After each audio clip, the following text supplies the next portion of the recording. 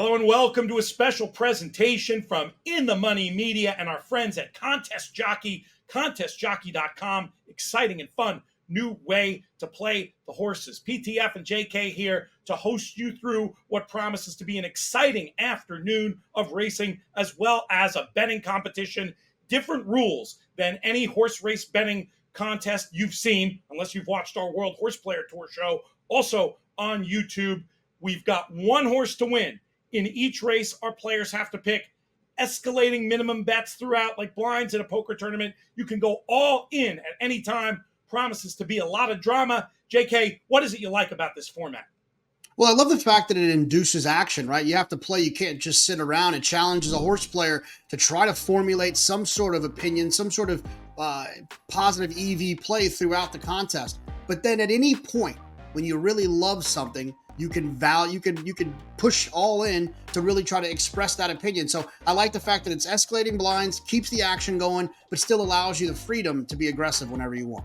We're also partnering with our friends at NYRA/NYRA Bets. Contest Jockey is going to have contests Sundays through the month of August that are going to be qualifiers into the $300 live bankroll games at Saratoga. You can play those on NYRA Bets. Also, the winner of today's contest is going to win a $1,000 entry into the 4-Star Dave Challenge on August 10th. You can pony up and play in that directly if you want to compete against today's winner and a lot of other great winners.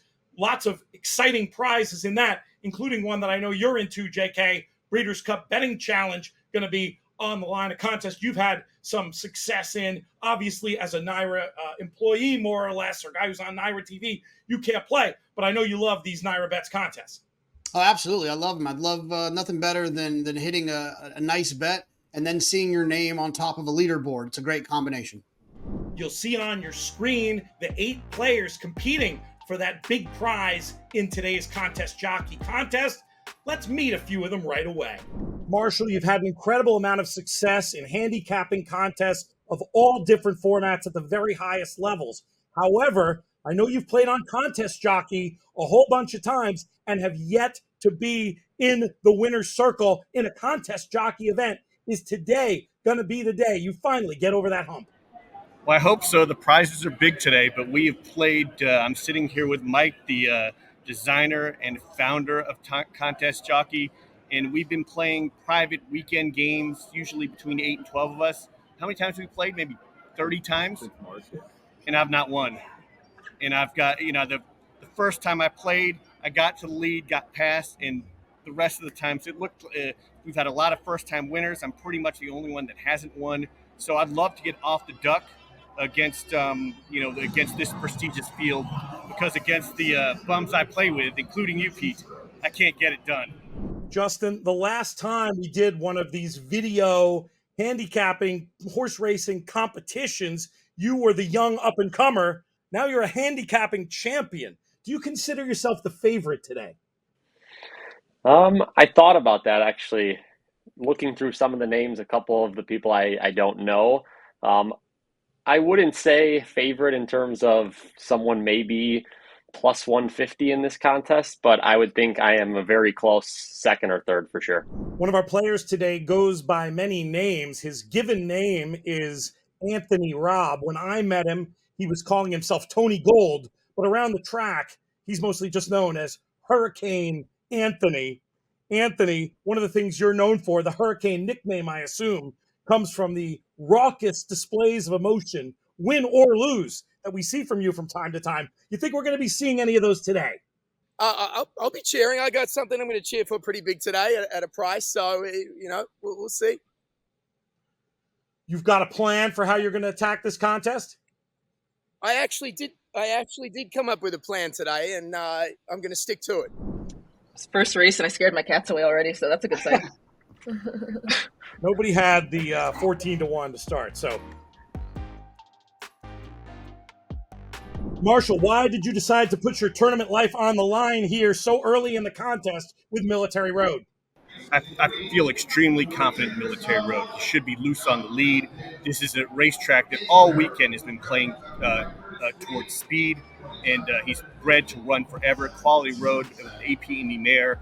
He's also not only fast early, he's a very strong finisher. As long as Maney can get him out of the gate and towards the lead, I feel like he should be able to gallop around this racetrack. And look, I'm getting 2-1. I don't like the 7 at all. The 7's gonna be coming from off the pace, so I'm getting 2-1, 5-2, 3-1, whatever I might get here. I want to make my move early. If you look at the last race is a shorter field despite being a stakes. Going to have a 4 to 5 favorite. We've got a couple turf races coming up. I do like the dirt race 8. I sort of don't like the favorite there, so I'm thinking of where I can make my move. And again, as a guy who's 0 for 31 in these contests, I've learned that I got to be aggressive early, and I feel great about my chances. I look forward to. I'm sitting right in the stretch here. He'll be coming by the 316th hole, extending his lead, crushing the field, and I'll be cheering him on home and dust away all these young folks that you put me with. Their old guys can handicap too. As the field reaches the top of the stretch, It's a Miracle, and the Shadow Roll is up to take the lead from Military Road. Protective has 3 to make up as they head toward the furlong pole. It's a Miracle. Come on, drink. Leading now by 2.5. On the inside, Military Road is weakened. Protective is trying. Come on, 3. He has 3 to make up in a 16th of a mile, and It's a Miracle is too strong. It's a Miracle. You got it with the 3. Nice. Tell me why I picked the other one from that maiden race. Still running. Marshall, any regrets? Well, I guess I regret most about no, I have no regrets, right? I went with a horse I liked. They set a fairly easy pace. I have that race. The pace is like basically immediate pace. So I don't see the excuse, right? I mean, maybe you can make the case, well, Clement on the dirt wasn't going to get it done. You could even say that the race before, the 4th race, is kind of the first race where maybe a horse off the pace came. So maybe my sort of jumping to this conclusion that everyone was going to wire the field all meet. But whatever. I was getting a good price. I thought I was going to get 5-2. I got 2-1. I wanted to make a big early move. I wanted to show up all these youngsters, and now they get to play the tournament without me. Marshall, does that make you an 0 for 31 maiden now? Yes. Marshall. Yeah. I need to ship out to Mountaineer. Heading into this tournament, Marshall would have been considered one of the favorites based on his overall contest resume. Now he's out. JK, did he make a mistake here? No, I mean, hindsight's 20/20, right? But I think that what you want to do in these situations is you want to play your money where you feel confident. Marshall historically never has loved betting turf racing. He's a dirt guy himself. Look at the horses that he owns with 10 Strike Racing. Lots of dirt horses. So I have no problem with him leaning here, taking a big swing into a dirt race where there's a lot of turf the rest of the way. Make your move when you feel like you have a strong opinion. Marshall may be gone, but we do have some points on the board. Alexa and Josh, congratulations on cashing in that race here. Alexa, we'll start with you. What'd you like about that horse? Yeah, I liked It's a Miracle. I didn't put more than the minimum on him because I was afraid of both of the favorites. It wasn't my strongest opinion of the day, but I liked that his debut was really strong over this track. Son of Arrogate, so I wasn't concerned about the distance stretch out. And while I was watching the feed, he got the best turned out award, so that gave me a little extra boost of confidence. Josh, you went more than the minimum on It's a Miracle. You feeling good about your chances after this early hit? I was feeling good. I was feeling really bad after the first race because I was last. And then coming home at 4-1. I did really like the favorite too, but I thought, you know what, let's get a little value. I really liked the last race of It's a Mistake because he was really wide and straightened out. I was like, oh, the second time they're going to be a little better. And also Illuminaire won on Saturday, flattered that form a little bit. And then also Arrogate lost his first time. Coming out party was at Saratoga. Why not go a little hunch play and get a little 4-1 on top of it? So I needed to get back in it. Not It's a Mistake. It's a Miracle. Be loyal to the horse that's doing things for you. Usually my racing prognostication is It's a Mistake. So I'm stuck there. So sorry about that. It's a Miracle because that's usually what I need to win. I've noticed you've been aggressive in this tournament so far. Is that part of your strategy in this Contest Jockey event? You know what?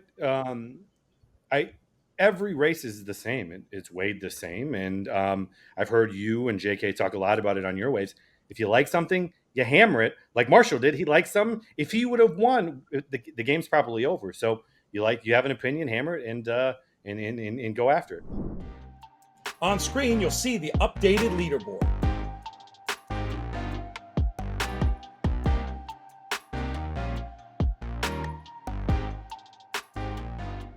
Alexa, a lot of horse players still use pen and paper to pick their horses. One of the things you are known for using in your handicapping is a computer model. What are the benefits of using electronic support to your human picks? Yeah, one of the benefits is definitely speed of handicapping. I can scan through all cards in just, 20 minutes for the whole day to find my best plays. And how much do you balance using the computer with using a more analog, old school way of handicapping? Yeah, I used to be just computer totally. And now since I started working for DRF, I just being around the forum, around Formulator, around Timeform all the time, I've definitely incorporated the old school in quite a bit more. Jackson, you're the youngest player competing today in this contest. Do you feel at all intimidated competing against the likes of champion horse players like Marshall Gramm and Justin Mustari? A little bit for sure. Anytime you're going up against a BCBC winner and a NHC winner, it's a little intimidating, but I also think of it as a challenge. It's a good opportunity to put my name out there a little bit, try to beat these guys and see what we're capable of today. Try to pick a couple winners. Josh, your origin story of becoming a horse player is a little different than a lot of players. How did you get involved? You know what? There used to be these things called newspapers. I think people of your age, Pete, know what those are. They used to bring them to your house like milk, right? That's how it worked. So when I was interning at a sports station here in Minneapolis, the play caller he's the play-by-play host for the Vikings, and he does Canterbury, Paul Allen. I was interning for him, and he's like, "Hey kid, you want to rub elbows with like legendary sports writers? Come to the track." And so not only am I rubbing elbows with some of the legendary sports writers like Sid Hartman and Dark Star, just like people that go way back, they also had free food and free beer. And so for a college kid, you gamble a little, you get free beer, free food. There's not much there. You meet crazy characters. I was hooked, and hopefully my origin story is as a superhero and not as a villain. So we move ahead to race number 7. These minimum bets keep going up. We started at that $200 level. We're at this $400 level. They're going to increase again soon.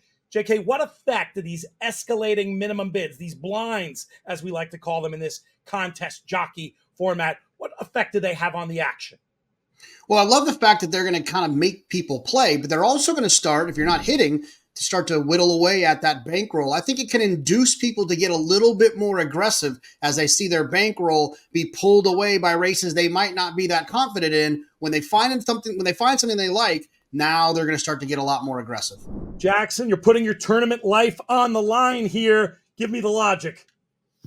Yeah, it's Truly Quality, number 2 horse with Frankie Dettori aboard. This is a horse I've been chasing for a while now. I was there the day he ran at Santa Anita back in March, and he was only going a mile that day. But even though the pace was pretty quick, if you look at the chart or watch the replay, he was the only horse who made any kind of move. The 1-2 runners were 1-2 the whole way. 4th, 5th, and 6th just stayed in place. He came from the back of the pack, got it for 3rd. So I was pretty impressed with that one, with waiting for him to come back. And they stretched him out to 1.5 miles at Keeneland, where he was just a little too close to the pace. They went a little too fast, going 1.5 miles, and he got gunned down late. Last time I missed him at Aqueduct, he went 1 mile 3/8, and he won by 6. So, of course, the 2 times I bet him, he doesn't win. But last time he runs off the screen. That race had come back pretty live. The 2, 3, 4 finishers came back and ran, I think, 1, 3, 4 last week. And so the race looks pretty live. I don't think this race is that deep. I think it's between him and a couple others, so he's going to have to hold off. But he's got the inside draw. Frankie Dettori saved ground the whole way. So we're putting our whole lifeline on this guy, probably around 5-2, 3-1. So let's fingers crossed he gets the job done today. Pago Verde is up to take the lead. Montego has to battle back in second. What a trip for Battle of Normandy. And he's coming after them in the center of the course. In fact, cruising. Battle of Normandy, but Truly Quality has arrived. And Truly Quality is coming after Battle of Normandy late. Come on, Truly Quality.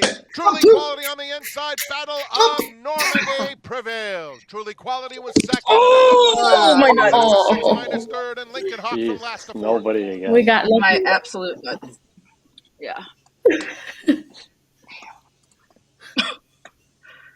Oh, And that was fun. Jackson, what could only be described as a heartbreaking defeat there. Did you think you were getting there? I thought so.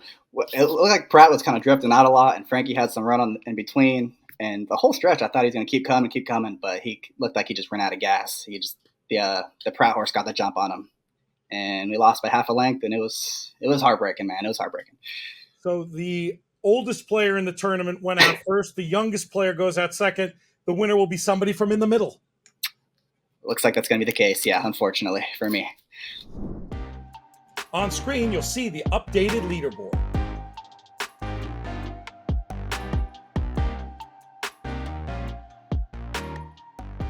Jackson may be going home for today, JK, but the young guy showed me something with the way he approached this. I loved his studious case on the horse he'd been following. He went all in, and he's going home, but I thought he showed some wisdom with the way he approached this aggressive early move. There's always these debates in these contests about whether chalk is something you want to use in here. But I'm a huge believer in position is important. And if chalk can get you to that position that you want to be in, I have no problem with it. Look, I think Jackson took a nice little swing here to try to get himself into position where he can lean on a 3 to 5 shot like Star of Mystery. And I think it's a great idea. Just didn't work out this time. It was his strongest opinion. He went out on his sword. And remember, a winner-take-all contest. So you've got to be in position. You want to be in first ahead of that last race if you think the 3 to 5 shot's going to win, Star of Mystery. If you don't think she's going to win, well, that opens up a variety of options. We're going to see how our players approach it. Let's meet a few more of them now. Alex, is it true that you taught yourself Japanese so you could better follow Japanese horse racing? 100%, and to better play a Japanese horse racing game called Winning Post, because Gallop Racer ended in 2008, and that wasn't good enough. But it's not just Japanese racing you're interested in. You seem very plugged in the USA as well. 100%. I play pretty much every weekend. I love playing horizontally, so pick 4s, pick 5s, pick 6s. I'm all in. Tyler, like Justin, you're part of a formidable horse-playing father-son duo. They say the family that plays together stays together. How important is that family connection to you when it comes to playing the horses? It means everything. It means we've got two brains working towards the same goal. That's a big advantage in a contest like this. And how about in terms of the time you guys spend together out at those Southern California tracks? It means everything. It makes something to look forward to every single weekend. And with Del Mar right around the corner, it's going to be a fun summer. Justin, one thing a lot of players like about the contest jockey format is you can bet a lot of money on a shorter price. You don't always see people reaching for long shots. You're reaching for one here. That means you must really like this horse. What do you like? Yeah, so the horse last time ran all right at Aqueduct, coming off a little bit of a layoff. And the two favorites in the race, one of them a huge dropper, basically is a toss-out completely. The other one, the Carlos David horse, who I did like a little bit, 2 voided claims off of that, but that's too short of a price too. In a contest like this, you got to play something that puts you in the top or way ahead of everyone else. So I'm going to go with the 7 here, and I think second off the layoff is going to be good. One point I want to make to sports bettors who might be catching us on YouTube. One of the things that's so great about horse racing, every day you can find 8-to-1 shots, plus 800 types that you love. Justin reaching even longer there. When was the last time you saw a plus 800 you loved it in a head-to-head football matchup? Yeah, not very often, that's for sure. But yeah, say you get into certain contests and you get value that becomes even bigger than what the horse set 17-to-1 should be. So if the horse does win, you win the contest and $1,000 prize on top of that. So you're getting a lot of added value on this. South Street continues to march up on the outside of Stop the Spread. Come on, Muniz. At this stage, they're at the top of the stretch, and it's Street Swag in front, turning for home. 3/4 went in 1-12. Don't quit. 2/5 seconds. Street Swag with a 4-length lead. Out in the center of the track, Unstable Prince is gobbling up the ground, though. And here comes Unstable Prince. Unstable Prince and Ramon Vasquez Go on by. have collared Street Swag close to Come home. on. And it will be Sheesh. Let's Unstable go. Prince There to we win go. it going away. Street Swag second, and Prove Worthy came alive through the stretch to finish nicely, but he could only get the show go in front of South Street. Big yikes. Justin. Shoot. Oh my goodness, fireworks there for Justin Mustari. 17-to-1, won like a 1-to-7 shot. No sweat in the end. you got to be feeling pretty confident as we approach our last race. Yeah, that was awesome. To win like that at 17-1 does not happen very often. But actually coming out of the gate, the horse looked like he stumbled and dropped to his knees for a second. So I kind of thought that I really had no chance there, and he was a little far back, but they were going fast enough where I knew he had a chance to close. Heading into this last race, you technically do not have this wrapped up yet. There's some other people with the right chaotic result could come and run you down here in the last, but are you feeling confident at this point? Yeah, definitely feel confident, kind of hoping that the 1-2 just goes wire to wire, but there'll be a little bit of game theory here and try to find out who else I like that could pass me, or just make sure that either I'm on the winner, but hopefully I can bring it home. Well, Tony, you talked about getting that tequila to fuel you to get excited about the last race. Now you're going to have to be drowning your sorrows in it. Any regrets in terms of that play? All I got to say is thank you, John. It was in the right spot. The horse didn't fire. Very disappointing. I'll be having a tequila or two. Amazing hit there by Justin Mustari. He's funny. He loves the live bankroll play, but he's so good at these big long shots that help you so much in typical mythical handicapping contests as well. Here, he threaded the needle and combined the two with the big bomber. What did you think of this play, JK? Did you think before the race this horse had any chance? Yeah, I mean, look, it was an outstanding play. I mean, I think when you're looking for long shots, you're usually looking for horses that have some sort of weird pace thing happen to them in the race that got them there. In this situation, you're looking for something changing, right? This horse moved to David Jacobson's barn, and that could possibly be the reason why this horse took a step forward. I could see it if I stare hard enough. It's a great play by Justin. He's got the field by the scruff of the neck at this point, but it ain't over till it's over, as we've seen so many times. Let's talk about this from a strategic point of view. Justin has put himself in a position where he's not just going to have the horse that he bets, he's going to have several others running for him in a phenomenon we've called on the podcast before, the protection of the chalk. Tell us about what an advantage that is. No, it's a huge advantage. You get yourself into a position where a number of horses win and you still win. That's a great place to be, especially when you're having a horse like this, Star of Mystery, who's going to be 3-5, 2-5, a horse that really stands out as one of the probably most likely winners we've seen throughout this entire opening weekend of Saratoga. So Justin's really put himself into a great place. He obviously wants to do a little math here, see which horses can beat him, and then try to find out which one to use to protect against someone from behind. Just to clarify, Josh, who's in second, he could bet his whole bankroll on the 1, 3, or 5. Isn't going to matter. He can't get to Justin. So Justin's not going to mess around with any of those. What about you? What if you were one of the other players in here? And what if you were Justin? What would you do in either situation? I mean, it's really as simple as math. You got to find out who can beat you. And of the ones that can beat you, you have to try to protect against the one that you think is the most likely of those and allow the other horses to protect you. It's simply about the math, whether you're Justin or you're coming from behind. What about you as an individual? Do you like any of these long shots potentially? No, I think that Star of Mystery is the winner. And if it's not Star of Mystery, it's the 1 no-name Mets or the 3 Fandom. I don't necessarily need anybody else. Gotcha. So if you were in the contest chasing, sounds to me like you would be going into your NYRA Bets account and making a side play and not really worrying about it. It's one of the best parts about these contests is being alive to something in the contest that you could potentially protect against in real life. Want to remind folks, we're going to have Contest Jockey events throughout the month of August that feed into these Saturday NYRA Bets contests. To learn more about Contest Jockey, go to contestjockey.com. Register for a free account today. You'll keep abreast of all that info. And as far as NYRA goes, you can check out their schedule each week, nyrabets.com/challenge. That will have the rules and schedule as we get closer to these events. You can see the plays up on your screen. Let's see how things go in this next race.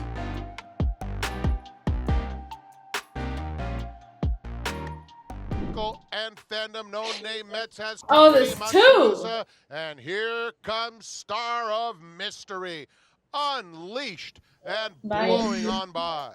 Star of Mystery, strutting her stuff in the quick call, presented by the Thoroughbred Retirement Foundation. Woo! Classy victory by 2.5.